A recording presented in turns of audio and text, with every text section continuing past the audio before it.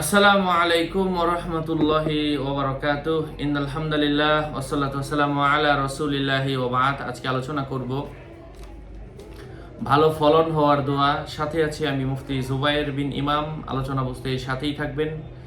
এখনো যারা চ্যানেলটি সাবস্ক্রাইব করেননি সাবস্ক্রাইব করতে ভুলবেন না। প্রত্যেক ভিডিওতেই বলি ভেরিফাই চ্যানেলের ডেসক্রিপশন বক্সে বাবা ক্লিক করলে যেটা আসে এটা পেজ এবং আমার আইডি, এর বাইরে অন্য কোনো পেজ অথবা আইডি নেই। আমার নাম অথবা ছবি দেখে বিভ্রান্ত হওয়া যাবে না। প্রত্যেক ভিডিওতে আলাদা আমি সাবধান করি, সতর্ক করি।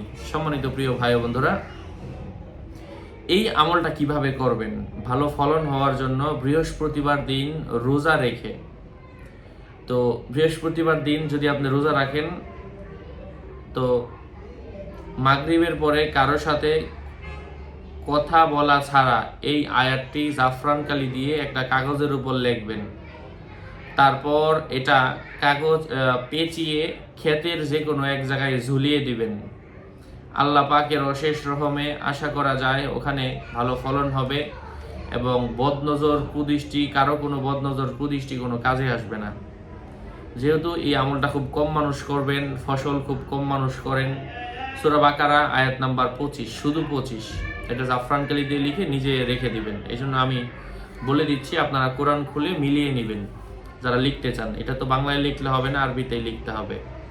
আয়াতটা হচ্ছে আউযু বিল্লাহি মিনাশ শাইতানির রাজীম ওয়া বাশশিরিল লাযীনা আমানু ওয়া আমিলুস সলিহাতি আন্না লাহুম জান্নাতিন তাজরি মিন তাহতিহাল আনহার কুল্লামা রুযিকু মিনহা মিন সামারাতির রিজকা ক্বালু হাযাল্লাযী রুযিকনা মিন ক্বাবলু ওয়া উতু বিহি মুতাশাবিহা ওয়া লাহুম ফিহা আজওয়াজুম মুতাহহারা ওয়া হুম ফিহা খালিদুন।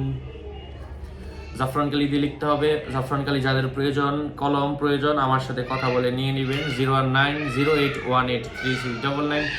আসসালামু আলাইকুম ওয়া রাহমাতুল্লাহি ওয়া বারাকাতুহু।